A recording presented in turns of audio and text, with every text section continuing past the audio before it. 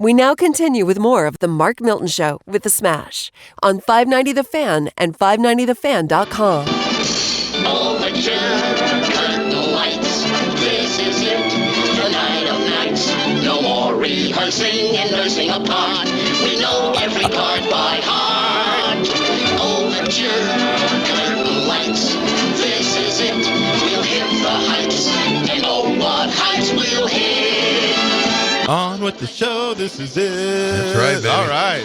Show business. Little Bugs Bunny show tunes coming back from break. This is the Mark Milton Show. Bugs just turned 80, by the way, this last week. Wow. Yep. Impressive stuff. Well, we've had quite a show, so this is the overture. We've got a couple minutes left. Wanted to talk about the ongoing dispute right now in the U.S. Congress with the president over what's the next step with COVID relief, stimulus, status quo money, as I call it, because I don't think it's really stimulated anything. I think it's keeping things status quo. I'm still fearful of a real economic downturn. But one thing they are talking about, which is tax-related, as we are presented by STLTaxLawyer.com, me, choice of a lawyer is an important decision, should not be based solely on advertisements. But they're talking about bringing back meals and entertainment as a deduction at 100% of the expense. So just a little history lesson here. Meals and entertainment prior to the 2017 tax law change, meals and entertainment were deductible at 50%. Right. So if you spent $1,000 on theater seats, overture, tie that in. Yeah, right. If you spent $1,000 on some theater seats, you could deduct $500 of it.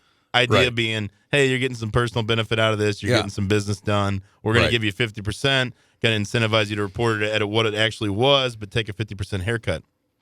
The new law changed it so that entertainment was no longer deductible. So sporting events, concerts, true entertainment, however you want to classify that, golf, whatever, is no longer deductible at all. Meals, if there's a business purpose and all those things, can still be deducted at 50%. Right. So what this would do is it would reinstate the deductibility of entertainment, but give you 100% write-off for it. Right. So I'm all for it. I love to entertain. It's a big part of my business. Yeah.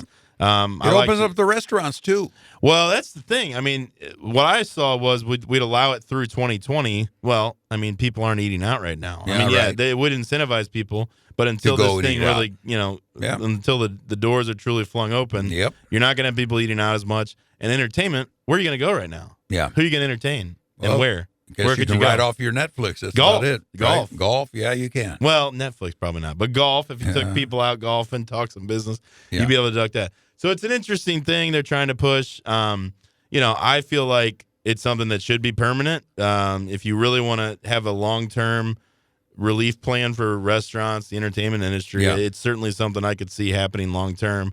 The Congress is probably a little skeptical of the cost because it does, it is something that is used by businesses a lot, and it can add up quite a bit. Think about if you're purchasing a suite at Busch Stadium or, Enterprise Center. I mean, those are big dollars that, previously you took a 50% cut on. More recently, you weren't allowed any of it, and now they're talking about 100%. So it's real money, real dollars. It'll be interesting to see how it plays out. Speaking of dollars, just finished up a beautiful backyard patio project, TRC Outdoor. Couldn't be happier. Did spend quite a bit on it, but I could not be happier with the results. TRCOutdoor.com if you want to check them out. Owned by Chris Rhodes, a buddy of mine.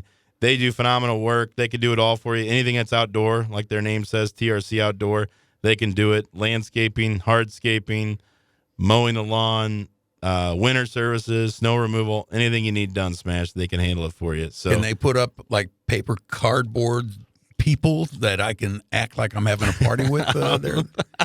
I don't know if they you can might do think that. about that for but yourself. Because we have this beautiful new patio retaining wall setup, we can now have people over and be properly socially distanced. Nice. They put in some new sod for us in the backyard so we can run. The kids can run around. The new dog we got can run around. Marty. He's you got Marty? Yeah, we got him. He's about 10 weeks old now. He is a handful. So he's chewing everything. He tears up my sod, which is really... Oh, no, really? Yeah, we just put this down. Worst time of year to put down sod, but the alternative was trying to plant seed and trying to do that. So it's a real nightmare scenario, not only trying to keep the grass alive with enough water, but also the puppy who wants to go out. And he gets right into the seams, man. He pulls it right up. Yeah. He eats it. Wow, He really? eats the grass. He's tough, like a goat. man. He's like a goat. He goes out there, eats the grass, eats the mulch. Yeah.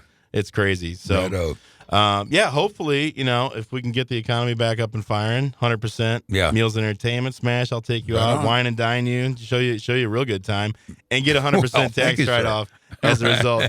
You are listening. He doesn't care about me. To the It's a Mark. tax I want write-off. that write-off, baby. You're listening to the Mark Milton Show with the Smash, broadcasting from the Miller Furniture Studios. We hope you enjoyed listening. Yep. You can find us at 590 The Fan, 590thefan.com, or the markmiltonshow.com, or anywhere where you podcast. We hope you give it a listen. Appreciate you being with us, and we'll see you next week.